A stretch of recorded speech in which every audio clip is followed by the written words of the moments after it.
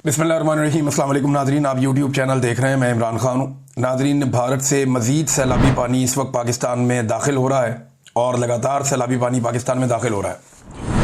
ये सिलसिला भी अगले 2-3 दिन तक जारी रहेगा। जो महकमा मौसमियात की रिपोर्ट्स हैं या जो आप इंटरनेशनल वेबसाइट्स हैं वहाँ पर आप चेक करते हैं, जो मेट ऑफिस हैं, मुख्तलिफ जो जदीद सिस्टम्स हैं वो ये बता रहे हैं कि बारिशों का ये सिलसिला भी जारी है और तेज़ी से पानी दरिया सतलुज में, दरिया रावी में और दरिया चनाब में दाखिल हो रहा है। ये पानी जनूबी पंजाब और सिंध की तरफ जाएगा। ऑलरेडी पाकिस्तान का जो लाखों क्यूसेक पानी है वो समुद्र में गिर चुका है और पानी का फ्लो तमाम दरियाओं में तकरीबन इस वक्त ज़्यादा है। जो पाकिस्तान के डैम्स हैं वो मुकम्मल तौर पर भर गए हैं और अब उनके अंदर मज़ीद पानी की गुंजाइश भी बाकी नहीं है। लिहाजा सूरत हाल उतनी अच्छी नहीं है जिसे आप ये कह सकें कि पाकिस्तान के लिए आसान होगा निपटना। अगर बड़े रेले पानी के आते हैं तो मजीद बंद टूटने का खतरा होगा। जो इलाके पहले से डूबे हुए हैं वहां से पानी निकलने की बजाय मजीद पानी वहां पे इकट्ठा हो जाएगा। जो हुकूमती रिपोर्ट्स हैं या उनके आदादोशुमार है उनके मुताबिक अब तक पंजाब में 3200 से जायद देहात जो है वो डूब चुके हैं। पहले ये तादाद चंद सौ में बताई जाती थी, फिर 1000, 2000 और अब 3200 से जायद देहात डूब गए हैं। 25 लाख से ज्यादा अफराद मुतासिर हुए हैं और ये सरकारी रिपोर्ट है। और जो असल सूरत हाल है उसका आप अंदाजा लगा सकते हैं, क्योंकि इस वक्त जो हुकूमत है उसकी पॉलिसी है चीज़ों को अंडर प्ले या डाउन प्ले करना। जो अब हुकूमत है वो चीज़ों को कम करके दिखा रही है। बाज़ औक़ात हुकूमतें इस तरह के मामलात को ज़्यादा करके दिखाती हैं क्योंकि उन्होंने इंटरनेशनल डोनर्स के पास जाना होता है, उनसे मदद मांगनी होती है। लेकिन इस मरतबा उसकी उम्मीद भी कम है क्योंकि अफगानिस्तान में एक बड़ा खौफनाक जल्जला आया है और उसके हवाले से जो लोग जाँ बहक हुए उनकी तादाद पहले 800 तक पता चल रही थी। गुज़िश्ता वीलॉग में मैंने आपको बताया, लेकिन अब पता चला कि वो 1100 से तजावज़ कर गई है। बहुत बड़ी तादाद में जख्मी भी अफगानिस्तान में मौजूद हैं। पाकिस्तान को इस वक्त अपने अफगान भाइयों की भरपूर मदद करनी चाहिए। तो पाकिस्तान में फ्लड्स चल रहे हैं और हुकूमत उसके बारे में जो हुकूमत को करना था वो करने में अभी तक कामयाब नहीं है। आदादोशुमार के मुताबिक या जो तखमीने अंदाजे लगाए जा रहे हैं, फील्ड में जो जर्नलिस्ट मौजूद हैं, लोग मौजूद हैं, उनसे ये पता चलता है कि हुकूमती इमदाद 20% अफराद तक भी नहीं पहुंच पा रही। हत्ता कि मैं हुकूमती इमदाद और जो बाकी लोगों की इमदाद है उसको सबको इकट्ठा करके भी हम कहें तो भी इमदाद 20% लोगों तक भी नहीं पहुंच पा रही। लोग खुले आसमान के नीचे सोने पर मजबूर हैं और लोगों के कपड़े, सामान, बिस्तरे, घर का सारा जो कुछ भी था वो भी, लोगों के मवेशी, फसलें, सब कुछ बह गया और देही इलाकों में बहुत बड़ा नुकसान हुआ है। साहिवाल के अंदर फ्लड का रेला पहुंचा, वहां पे बहुत नुकसान हुआ। ओकाड़ा के अंदर झंग में बहुत शदीद नुकसान हुआ जहां मरियम नवाज गई थी एक दिन पहले।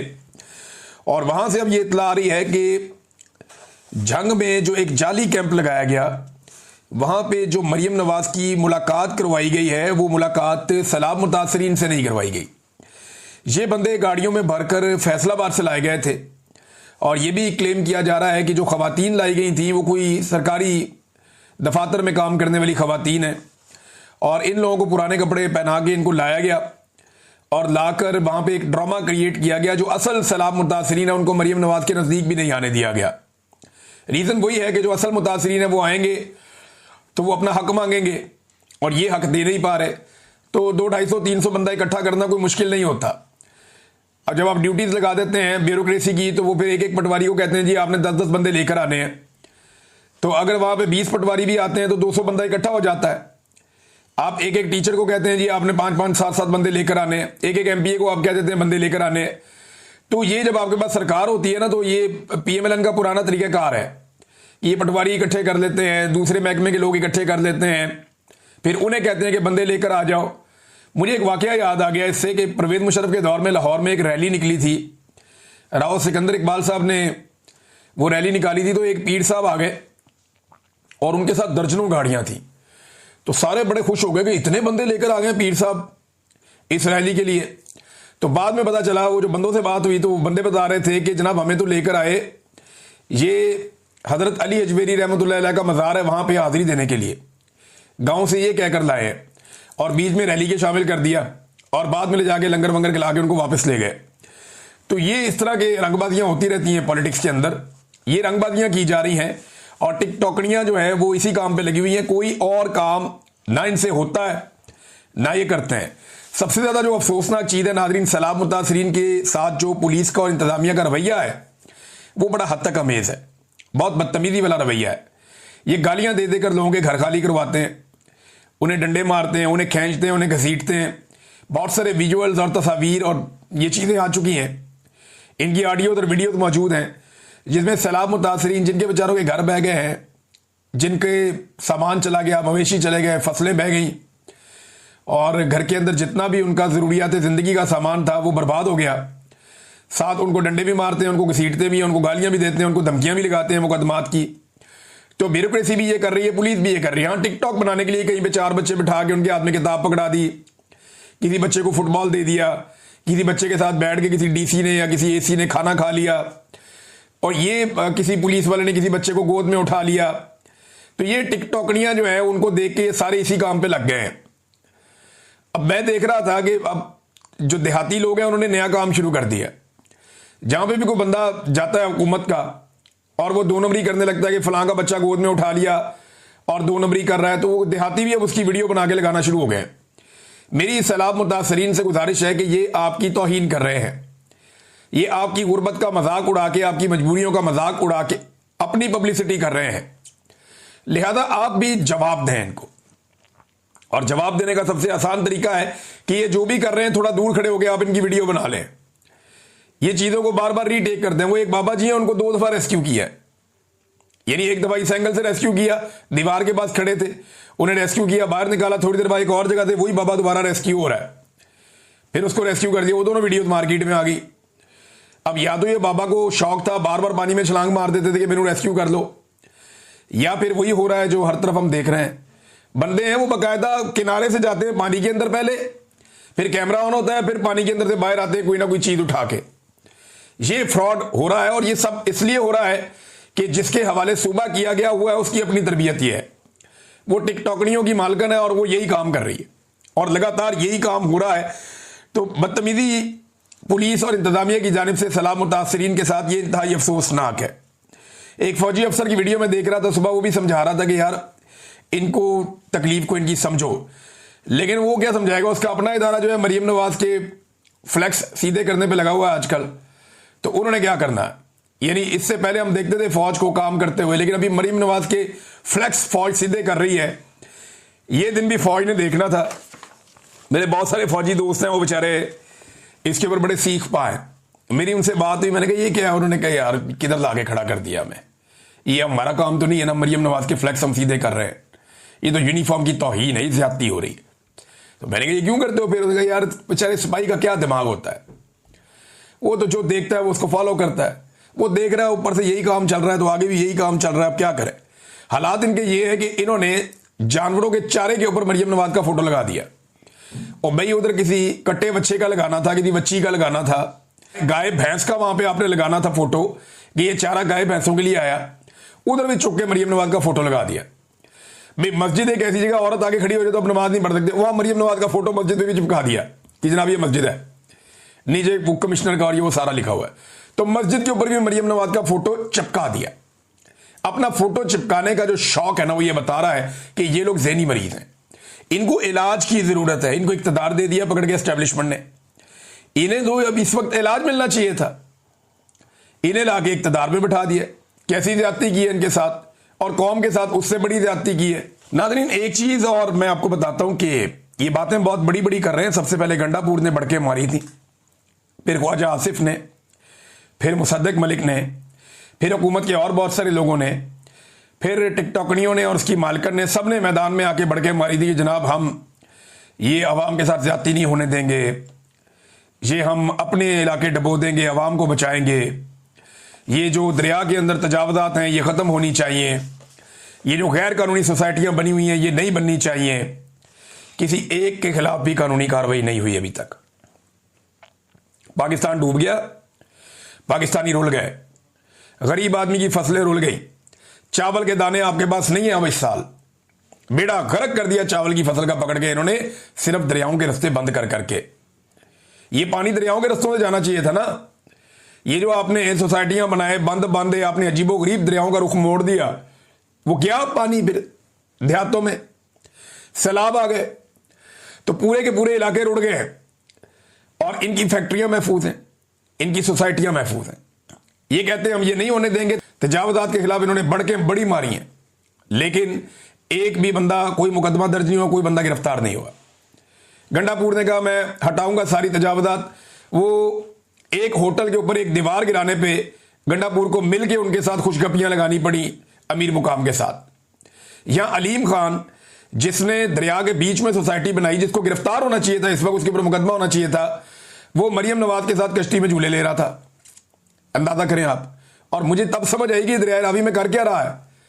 वो लोगों ने बताया कि जनाब बांध तोड़ दिए अपनी सोसाइटी बचाने के चक्कर में, फिर भी सोसाइटी में पानी घुस गया, लोगों का करोड़ों अरबों का सामान ज़ाया हो गया, कोई गिरफ्तार नहीं हुआ। भैया एनओसी भी कैंसिल कर दो, कोई मुकदमा ही दर्ज कर लो, किसी को गिरफ्तार ही कर लो। लेकिन ये सिर्फ सियासत करेंगे। इस वक्त ये बातें चीतें की जाएंगी, दिहाड़ियां लगाई जाएंगी और फिर ये अपने अपने काम पे लग जाएंगे। इन्हें लगता है कि पाकिस्तानी भूल जाएंगे, जल्दी भूल जाएंगे, लेकिन इंशाल्लाह हम पाकिस्तानियों को भूलने नहीं देंगे। ये बातें हम बार बार याद दिलाएंगे और ये बातें याद रखनी पड़ेंगी। नादरीन, इमरान खान साहब को आज भी उनकी बहनों से नहीं मिलने दिया गया, उन्हें कैद तन्हाई में रखा गया है। खास तौर पे उन्होंने जो आखिरी ट्वीट किया उसके बाद बड़ा सख्त मैसेज दिया जा रहा है। उनके दोनों भांजों को गिरफ्तार कर लिया गया है, उनके बेटों को वीजा इशू नहीं किया जा रहा, जेल के अंदर उनकी अपनी हालत खराब है। आज एक मेडिकल रिपोर्ट भी आई है, वो भी मैं आपके साथ शेयर करता हूं। तो मरी प्लान के बाद ऐसा लगता है कि अब चीजें एग्जीक्यूट हो रही हैं। मरी प्लान जो है वो एक्सटेंशन का एक प्लान है कि आर्मी चीफ को एक्सटेंशन किस तरीके से देनी है, क्या 2 साल आगे बढ़ाने हैं या नई एक्सटेंशन देकर 5 साल मजीद देने हैं, 2027 तक बढ़ाना है या 2030 तक बढ़ाना है, करना क्या है और उसके बदले में हासिल क्या करना है। यानी इमरान खान से छुटकारा शरीफ खानदान का एक बड़ा मुतालबा है।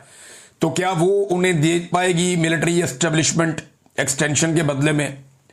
ये चीजें ऐसा लगता है अब तय हो गई हैं। उसके बाद इमरान खान साहब की मुलाकातें बहुत बुरी तरह बंद हैं, उनके भांजे उठा लिए गए हैं। सैलाब के बावजूद जो है वो मुलाकात रोकने पर तवज्जो मरकूज है। अडयाला के बाद आज मुलाकात वाला दिन था, वहां ड्रामा लगा रहा सारा दिन, फिर इन्होंने नहीं मिलने दिया। कारकुन भी एहतजाज करते रहे। इमरान खान की बहनें अकेली वहां दीवार पे बैठी रही शाम तक कि हमारे भाई से मुलाकात करवा दो। उनकी मुलाकात नहीं करवाई गई। फिर आज कुछ वहां पे सहाफ़ी ऐसे थे जिनसे बड़े सख्त सवालात उन्होंने किए अलीमा खानम से। सियासी नौयत के भी थे, दीगर भी थे। मरे हुए को मारना बड़ा आसान होता है। वो जर्नलिस्ट हैं, मेरे कुलीग हैं, लेकिन दबाव बहुत होता है जर्नलिस्टों पे भी, मैं जानता हूं अच्छी तरह। एस्टेब्लिशमेंट बहुत दबाव डालती है। तो बड़े ऐसे सवाल किए गए कि इमरान खान नाम लेके क्यों तनकीद करते हैं इदारों के ऊपर, वो नाम लेता है इदारों का। तो उन्होंने कहा ये क्या है, आसिम मुनीर का नाम लेता है ना, तो इसमें क्या है, वो साबिक वजीर आजम है, उसे कैद तन्हाई में रखा हुआ है, ये ज्यादा बड़ा जुर्म है। और ये कौन कर रहा है? आसिम मुनीर ही कर रहा है, उन्होंने ये कहा। तो अलीमा खानम ने दोबारा से डट के उस पर तनकीद कर दी आसिम मुनीर पे और खुलकर उसके बारे में बात कर दी। अब साबिक वजीर आजम को डाला हुआ है कैद तन्हाई में और उन्हें मुलाकातों की इजाजत नहीं दी जा रही। मैं याद दिला दूं कि गंडापुर साहब ने 12 जुलाई, या एग्जैक्टली 12 जुलाई का दिन था जब गंडापुर साहब ने यह दावा किया था कि 90 दिन बाद या तो इमरान खान रिहा हो जाएगा या फिर हम सियासत छोड़ देंगे। तो गंडापुर साहब को मैंने सिर्फ यह बताना था कि 12 जुलाई से 12 अगस्त और अब सितंबर की 2 तारीख आ गई है, लिहाजा आपके बाकी रह गए हैं 38 दिन। तो 38 दिन जो है उनमें गंडापुर साहब या तो आप सियासत छोड़ देंगे, जो आपने खड़े होकर बहुत बड़ा दावा किया था, डेडलाइन दी थी अपने आप को, या फिर इमरान खान साहब बाहर होंगे। तो मैंने उस वक्त कहा था कि इनके पास 3 महीने के बाद कोई और बहाना होगा कि ये ना होता तो इमरान खान छूट जाता, वो ना होता तो इमरान खान छूट जाता, ये मेरी बात मान लेता तो इमरान खान छूट जाता। तो बड़े बड़े इन्होंने दावे पहले भी किए, बड़ी बड़ी बढ़के मारी हैं। वो 12-14 क्लिप है मेरे पास, किसी दिन आपको सुनाऊंगा कि गंडापुर ने कैसे इमरान खान को छुड़ाने के दावे किए और फिर किया क्या। बहरहाल इमरान खान साहब की मेडिकल इशू के ऊपर एक रिपोर्ट आई है और ये रिपोर्ट कह रही है कि हैरानकुन इंकशाफ है इसके अंदर, जिसके मुताबिक पहली बार पिम्स मेडिकल बोर्ड ने कान और दांत के हसास होने की बुनियाद पर सपोर्टिव मैनेजमेंट तजवीज़ की है इमरान खान के लिए। 2024 से उन्हें चेक किया जा रहा है। इमरान खान साहब के जो अपने डॉक्टर हैं, जुलाई 2024 में उन्होंने जेल का आखिरी विजिट किया था और अब तक 15 से ज्यादा मुख्तलिफ डॉक्टर उन्हें चेक कर चुके हैं। लेकिन यहां पे इशू है, देखिए इमरान खान शिकायत नहीं करता, वो जिस्मानी लिहाज से खुद को मजबूत रखने में कामयाब रहे हैं इमरान खान साहब, लेकिन उनके कान और दांत का इशू बढ़ रहा है। अब उसे आप बगैर सपोर्ट के काबू रखने में इस उम्र में कामयाब नहीं होते, ये मुश्किल होता है। लिहाजा डॉक्टर भी अब ये कह रहे हैं कि करना पड़ेगा, लेकिन इमरान खान की हिम्मत को दाद देनी पड़ेगी कि दांत और कान ये दो ऐसी दर्दें होती हैं जिनके बारे में लोग कहते हैं कि ये दर्द किसी को भी ना हो, बड़ी शदीद दर्द होती है।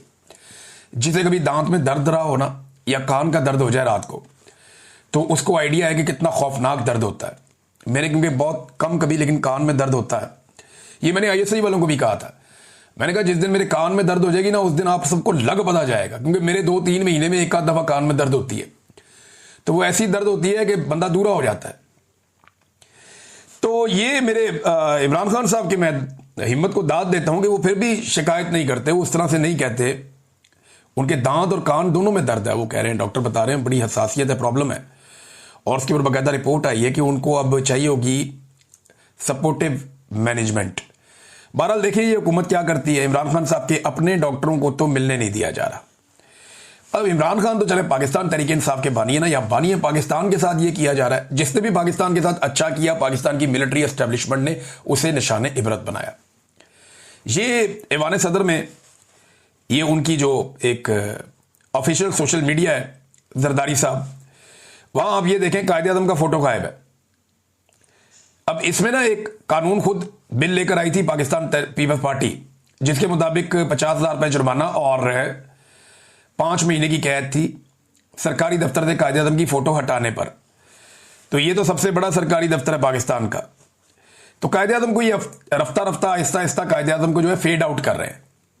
ऐसा लगता है कि एक वक्त आएगा कि ये नोट के ऊपर से कायदे आज़म का फोटो उतार के तो इनकी तस्वीर लगा देंगे, शरीफ खानदान के, जरदारी खानदान के, और इन लोगों को लीडर बना के पेश कर देंगे। ऐसा दिखाई देता है, ऐसा लगता है शायद ये कर गुजरेंगे। ये काम भी ये लोग कर लेंगे, कोई पता नहीं इनका। ये फ्रॉड में किसी भी लेवल तक जा सकते हैं। नाज़रीन, पाकिस्तान टेलीविजन ने अपने एक बदज़बानी करने पर मुलाजिम को फारिग कर दिया है। ये मरीम नवाज और अता तारड़ वगैरह की चॉइस थे, और ये साहब काफ़ी लंबे अरसे से, क्योंकि जब मैंने ये खबर पढ़ी तो फिर मैंने कहा मुझे बताएं इन्होंने क्या किया। तो मुझे पता चला कि इन्होंने काफ़ी लंबे अरसे से ख़वातीन के हवाले से और पाकिस्तान तहरीक इंसाफ के हवाले से खासी बदज़ुबानी की है, और बड़े जो है वो बिलो द बेल्ट ये अल्फाज इस्तेमाल करते रहे उन लोगों के लिए। लेकिन इस बार उन्होंने गलती से पाकिस्तान पीपल्स पार्टी को छेड़ दिया और सिंध के अवाम पे उन्होंने कुछ ऐसे जुमले कस दिए, को बंदर कह दिया, कोई उनके बारे में कुछ उनको मुंह चढ़ा दिया, थोड़ा अजीब सी एक्टिंग कर दी बंदर की। तो इसकी वजह से इन्हें फिलहाल फारिग कर दिया गया। लोग कहते हैं तनख्वाह इनको मिलती रहेगी शायद, लेकिन ये बंदा जो है वो एस्टेब्लिशमेंट का एक काला चैनल है, वहां पे भी प्रोग्राम करता है। तो अब एस्टेब्लिशमेंट की और मौजूदा हुकूमत की चॉइस आप चेक कर लें। जो गाली दे, बदतमीजी करे, नफरत फैलाए, खवातीन की तौहीन करे, गंदे अल्फाज इस्तेमाल करे, उन्हें ये कहते हैं जी असासा है इनका। अब अगर पीपल्स पार्टी को ना छेड़ता तो ये बंदा अभी भी टीवी पे होता। जो पीपल्स पार्टी के साथ अभी किया ये तो कुछ भी नहीं है। मुझे मेरी टीम के लोग बता रहे थे इससे 10 गुना इन साहब ने बाकी लोगों के साथ किया। अफसोसनाक है, ऐसे लोगों को डिस्करेज करना चाहिए और ऐसे लोगों के लिए गुंजाइश नहीं होनी चाहिए। आप जर्नलिज्म कर रहे हैं, आप इस तरह की चीज़ें तो ना करें जिससे आप यानी आप आवाज़ उठाएं तो हक के लिए उठाएं ना। जो लोग बेचारे जुल्म बर्दाश्त कर रहे हैं उनके लिए आवाज़ उठाएं। तो बहुत ही अजीब हरकत की है। और उसके बाद जो है वो हुकूमत का रिएक्शन सिर्फ इसलिए आया कि पीपल्स पार्टी जो है वो इसके अंदर इन्वॉल्व हो गई। लेकिन ये माफ़ी शाफी हो जाएगी, मुझे इस बात का आइडिया है, और ये जल्दी हो जाएगी। नाज़रीन, एक पंगा नया पड़ गया है और वो है कालाबाग डैम का।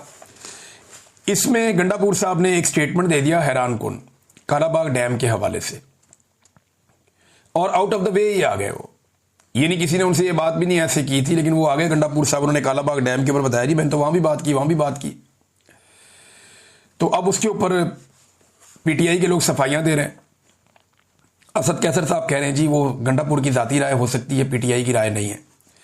खैबर पख्तूनख्वा में पॉलिटिकल पार्टीज इसकी मुखालफत कर रही है, या एएनपी है, शेरपाओ ग्रुप है, बाकी लोग हैं, वो ये कह रहे हैं जी इसके ऊपर आप सफाई दें। लेकिन अभी मैं आपको एक चीज़ बता देता हूं कि एक सर्वे और पाकिस्तान की मिलिट्री एस्टेब्लिशमेंट ने करवाया। ये हर महीने 1.5 महीने के बाद मिलिट्री एस्टेब्लिशमेंट पाकिस्तान में लगातार सर्वेस करती चली जा रही है। हर 2 महीने 1.5 महीने में ये करते हैं, और वो जो सर्वेज हैं उनकी रिपोर्टें बाहर आ जाती हैं, हमारे तक मेहरबान है। अब जो नया इन्होंने सर्वे कराया उसमें हैरान कुन तौर पे पंजाब में, बलूचिस्तान में और सिंध में पाकिस्तान तहरीक इंसाफ की मकबूलियत बढ़ती जा रही है बतौर पॉलिटिकल पार्टी। ये इमरान खान की बात नहीं हो रही, स्पेसिफिकली जिसने मुझे इन्फॉर्मेशन दी उसने पीटीआई का नाम लिया। उन्होंने कहा जी पंजाब में, सिंध में और बलूचिस्तान में पाकिस्तान तहरीक इंसाफ की मकबूलियत एकदम ऊपर जा रही है, हैरान कुन तौर पे मजीद, लेकिन खैबर पख्तूनख्वा में नीचे जा रही। उसकी एक तो ये रीज़न है, जहाँ पे आपकी हुकूमत होती है वहाँ पे आपकी मकबूलियत कम होती है, ये बात ठीक है। लेकिन जो रीज़न मुझे पता चले उनमें उन्होंने ये बताया कि एक तो ऑपरेशन की हमायत, फिर ड्रोन हमले, उनके ऊपर खामोशी, फिर अली अमीन गंडापुर की जो एक कन्फ्यूजन वाली पॉलिसी है कि कहते कुछ हैं वो करते कुछ हैं, ये भी एक रीज़न है। और गंडापुर और इमरान खान के मामलात के अंदर जितनी दूरियां पैदा हो रही हैं उतना पाकिस्तान तहरीक इंसाफ को नुकसान हो रहा है। और अब कालाबाग डैम वाला भी एक स्टेटमेंट आपके सामने है, मैंने आपको बताया कि वहाँ क्या चल रहा है। तो ये वो सारी चीज़ें हैं जो अब तक मैंने आपके साथ शेयर की। नाज़रीन, नेक्स्ट वीलॉग में कुछ आम चीज़ें मुझे आपके सामने रखनी है। अब तक के लिए इतना ही। अपना ख्याल रखिएगा, अपने इस चैनल का भी। अल्लाह हाफिज़।